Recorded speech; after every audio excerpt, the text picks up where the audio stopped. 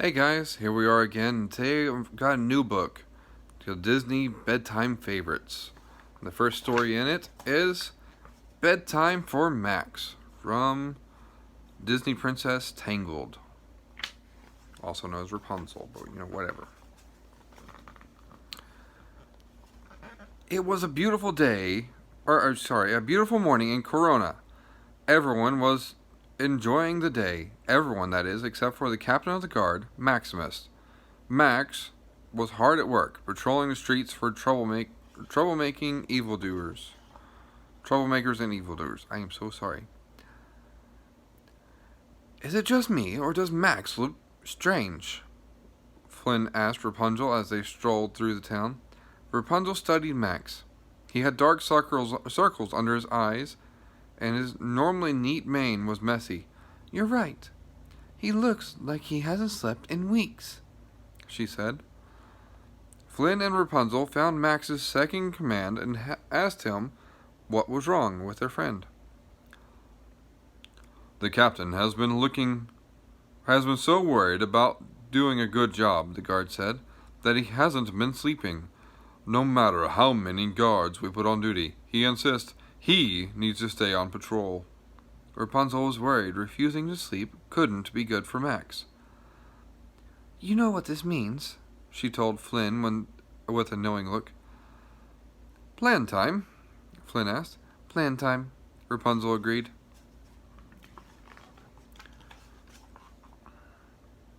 Look, he does look tired. Look at those bags under his eyes. The two went off to figure out their plan. When they returned, they found Max running drills with his guards. Max, Rapunzel cried, I can't find Pascal anywhere. Can you help me find him? I'm afraid something might have happened. Max puffed out his chest. He was on the case. He started to sniff the ground, but searching for a chameleon scent. I'm so sorry, I can read. I promise. Flynn and Rapunzel followed Max all around town, but Pascal was nowhere to be found. Finally, as they turned towards the stables, Max caught the chameleon scent. Their friends burst through the stable doors, eager to rescue Pascal. But he was fast asleep on a pile of hay. You found him. Good job, Great job, Max, Rapunzel said. Say, Max, old buddy, Flynn said, since we're here in the stables with the nice pile of hay, what do you say to a nap? But Max shook his head. He was too busy to take a break. Rapunzel and Flynn looked at each other, disappointed. They had hoped that by tricking Max into following them to the stables, they could convince him to rest. But it looked like they were going to need another plan. Luckily, Flynn was on the case. A little while later, Flynn and Rapunzel found Max inspecting ships that had just arrived at the harbor. Max, all the apples have been stolen from the orchard, Flynn shouted. Max knew he had to do something. He couldn't let a thief get away on his watch. He raced towards the apple orchard, his friends close behind. Together, the team searched the orchard for clues about the missing apples. Soon Max spotted some footprints, and he and his friends followed them back to the palace, into the kitchen, where they found a piping hot apple pie. Ooh, that sounds good. The apples hadn't been stolen after all. The chef had used them to make a special treat for the royal family's dinner. Apple pie! I love apple pie, so Flynn explained. But it always makes me sleepy. Do you want a bite, Max? But Max shook his head again. He didn't have time for pie. With the case of the missing apples solved, he had to get back to work. Corona needed him.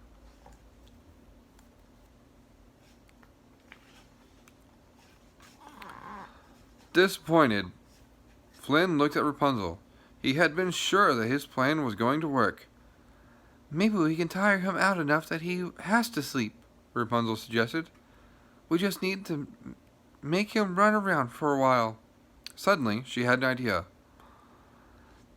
We have to go to the Snuggly Duckling, Rapunzel told Max. The pub thugs are in trouble. Trouble was the only word Max needed to hear. He motioned for Rapunzel and Flynn to hop on his back, and the three galloped toward the Snuggly Duckling.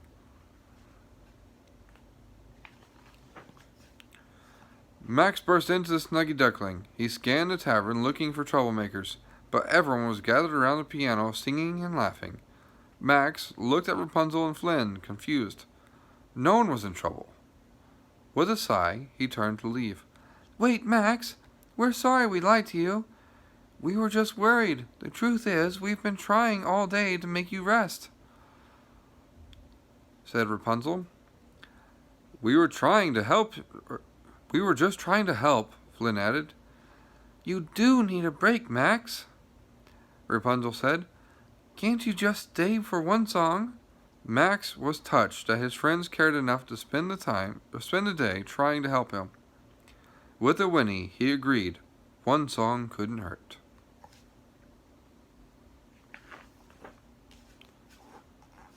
Rapunzel grinned and whispered something in Hook Hand's ear. He nodded and then began to play a quiet, peaceful lullaby on the piano. As Rapunzel sang along, she noticed Max swaying to the music. Slowly, his eyes began to close. Soon, Max was fast asleep. Flynn put a blanket over Max, and Rapunzel motioned for everyone to quickly leave the Snuggly Duckling. As the thugs quietly closed the door behind them, Rapunzel gave Flynn a hug. It had taken them all day, but they had finally gotten Max to take a well-deserved break. That's the end of that story, guys. Hope you enjoyed these stories. I really enjoyed that one. It was very interesting. See you tomorrow with another story. Bye.